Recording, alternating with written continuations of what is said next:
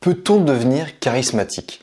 Alors que chez certaines personnes ça semble complètement inné, c'est loin d'être le cas pour d'autres. On a très facilement tendance à dire « Waouh, cette personne elle a un charisme, c'est fou !» Et en fait c'est pas si fou que ça, parce que consciemment ou inconsciemment, cette personne elle applique des caractéristiques, des critères qui sont spécifiques au charisme. Ce qui veut dire que oui, en appliquant ces critères, le charisme est accessible à n'importe qui. Salut la Feel Good Family, c'est Guillaume, j'espère que vous allez bien. Et dans cette vidéo, je vous ai condensé ces critères en 7 étapes et je vous les donne maintenant.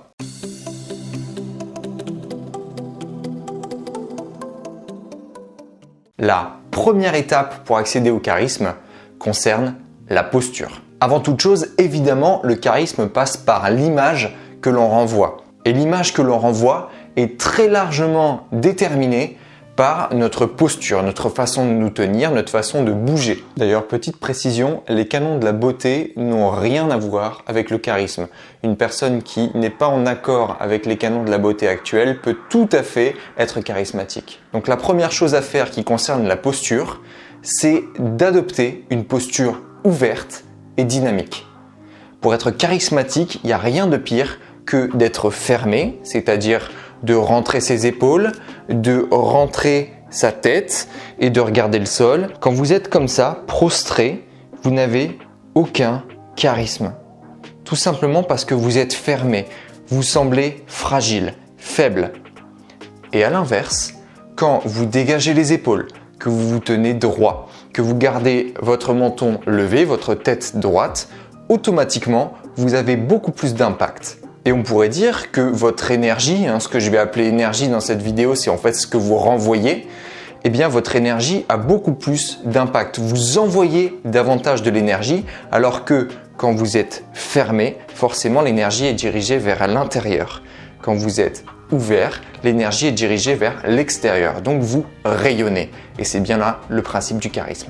Ensuite, le point numéro 2 qui découle un petit peu du premier, c'est l'assurance. Une personne charismatique est une personne qui incarne l'assurance. L'assurance, elle peut passer 1 par les gestes, 2 par la parole et 3 par le regard aussi. Pour paraître assuré par les gestes, il faut avoir des gestes francs, déterminés, décisifs. C'est-à-dire que si vous êtes hésitant, par exemple, vous allez serrer la main à quelqu'un et vous ne savez pas si vous devez la serrer et vous arrêtez votre geste, vous avancez.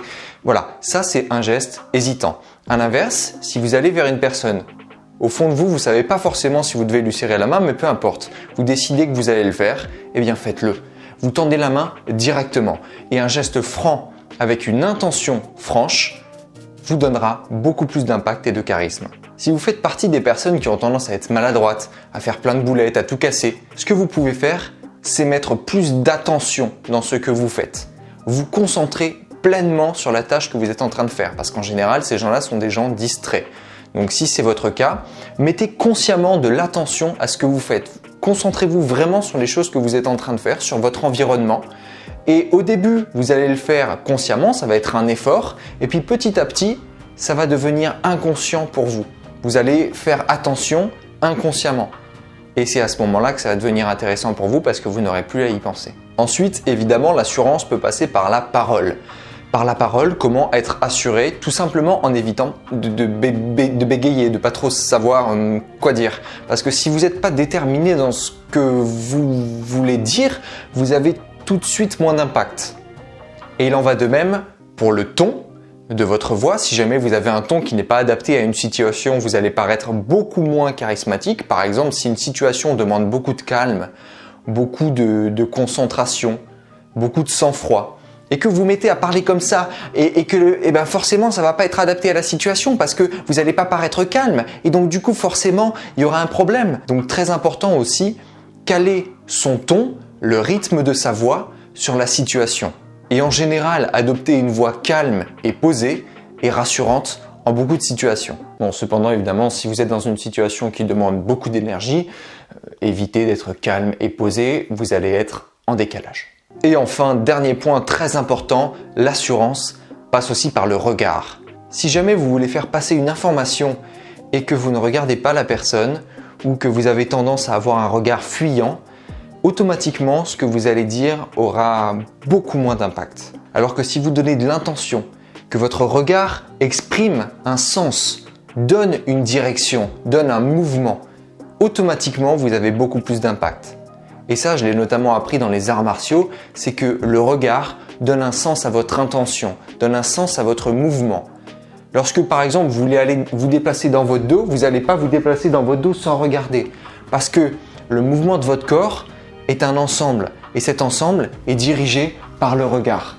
Donc, quand vous allez vous déplacer de cette manière-là, vous allez donner votre intention par le regard. Et c'est exactement pareil lorsque vous voulez donner une sensation, vous voulez communiquer. Vous communiquez avec le regard. Et ça, c'est super important. Maintenant que vous avez montré que vous êtes assuré, on peut passer à l'étape numéro 3 qui est l'attitude. L'attitude d'une personne charismatique est pratiquement toujours positive. Bah oui, qui a envie de suivre une personne négative? Une personne qui se dit que ça va pas marcher, une personne qui se dit qu'elle va pas y arriver. Personne ne veut suivre la négativité. Donc, c'est très important pour être charismatique d'avoir ce côté positif, de voir le côté positif des choses et d'ouvrir aux solutions. Ça, c'est hyper important. Et on en arrive à l'étape numéro 4 qui est l'autodiscipline. Les gens charismatiques ont tendance à avoir un très bon contrôle sur leur personne. Pour avoir de l'impact auprès des autres, il faut montrer qu'on a déjà un pouvoir sur soi-même. Et puis comment communiquer de l'assurance et de la positivité quand vous n'avez pas de grippe, quand vous n'avez pas d'emprise sur votre propre vie? Pas facile, hein. C'est pour ça que construire des habitudes fortes, des habitudes saines, des habitudes qui vous sortent de votre zone de confort, c'est un avantage incommensurable et c'est vraiment un moyen d'accéder au charisme. Parce que vous allez créer en plus pour vous des piliers sur lesquels vous reposez parce que ça guide chacune de vos journées quand vous avez des habitudes fortes et ça montre aussi aux autres que vous avez cette force-là. Donc pour expliciter un petit peu, qu'est-ce que c'est des habitudes fortes? Qu'est-ce que c'est avoir de l'autodiscipline? C'est par exemple avoir une activité physique régulière. C'est par exemple méditer tous les jours. C'est par exemple prendre des douches froides. Voilà, entre guillemets, c'est quelque chose qui vous pousse en dehors de vous-même et quelque part qui vous ramène à vous-même. À méditer celle-là. Étape numéro 5, vous devez avoir des convictions, vous devez avoir un objectif, un but à poursuivre. Toutes les personnes charismatiques ont tendance à poursuivre un but, un objectif plus grand qu'eux. C'est leur mission de vie, ils ont quelque chose à atteindre. Et c'est ça qui leur donne la force et qui montre autour d'eux qu'ils ont une croyance, une conviction et qu'ils vont vers quelque chose. Montrer qu'on a un cap, une direction, ça montre aux gens que vous savez où vous allez, que vous savez ce que vous faites. Et ça, c'est charismatique. Plutôt qu'une personne qui se laisse balloter, qui ne sait pas où elle va, qui se laisse porter par les uns, par les autres. C'est pas une attitude de leader, c'est une attitude de suiveur, une attitude de personne qui se laisse porter. Et il y a des personnes à qui cette situation convient parfaitement, je ne la critique pas.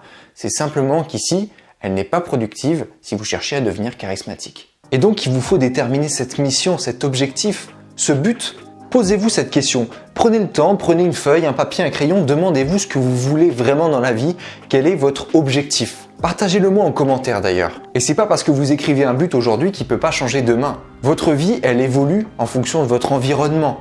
Donc évidemment que si d'un coup vous rencontrez un événement qui va vous faire changer, évidemment que vous allez changer d'objectif, évidemment que ça va faire bouger les choses, mais c'est très bien. L'essentiel, c'est toujours d'avoir quelque chose à poursuivre. Ça vous donne une raison de vous lever le matin et ça vous donne la force de vous lever le matin. Allez, maintenant on passe à la 6e étape qui est le partage. Pour devenir charismatique, il faut savoir partager. C'est illusoire de penser qu'une personne peut être charismatique sans donner. Ouais, attends Guillaume, moi je connais des personnes charismatiques, c'est tout pour leur gueule, pourtant elles en imposent. Hein. Effectivement, il y a des personnes qui sont comme ça, qui en imposent, qui vous impressionnent, et pourtant, vous vous rendez compte que c'est un charisme qui est plutôt passager. Pour avoir un charisme durable, il faut savoir donner. Parce qu'à force de prendre, les gens s'essoufflent et n'arrivent plus à vous donner. Parce que quand ils sont vides, ils ne peuvent plus vous donner. Donc si vous leur donnez en échange, il y a transaction. Et s'il y a transaction, il y a perpétuité. Tout simplement. Donc une personne charismatique est une personne qui partage, une personne qui donne, que ce soit de sa personne, que ce soit de ses compétences, de ses connaissances, une personne qui partage. Prenez par exemple Nelson Mandela, c'est un excellent exemple de charisme par le partage. Et même dans son cas, on pourrait dire par le don. Et enfin, 7e et dernière étape pour devenir charismatique, c'est l'apprentissage. Et oui, parce que le charisme, c'est pas que de l'émission permanente d'énergie. Vous pouvez pas vous permettre tout le temps d'émettre, de donner, d'avoir la bonne posture, de renvoyer. Parce qu'à force, forcément, vous vous videz de cette énergie. Il est très important aussi, et puis pour grandir, de savoir recevoir.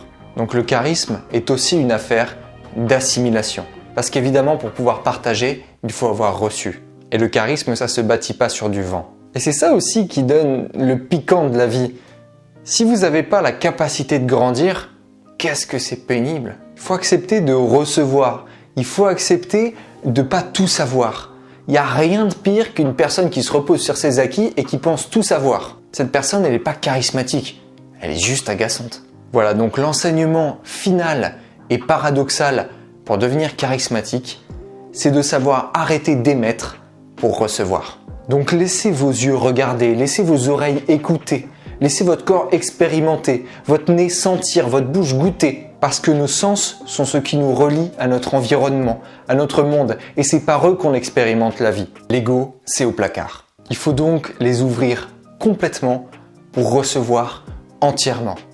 Grandir pas à pas pour faire grandir autour de soi. J'espère que cette vidéo vous aura plu. Si c'est le cas, dites-le moi dans les commentaires, dites-moi ce que vous avez appris, faites-moi vos retours. Je suis hyper curieux de savoir ce que vous en avez pensé et de savoir si vous avez aimé. Si c'est le cas, n'oubliez pas le gros pouce bleu en bas de la vidéo qui fait toujours super plaisir.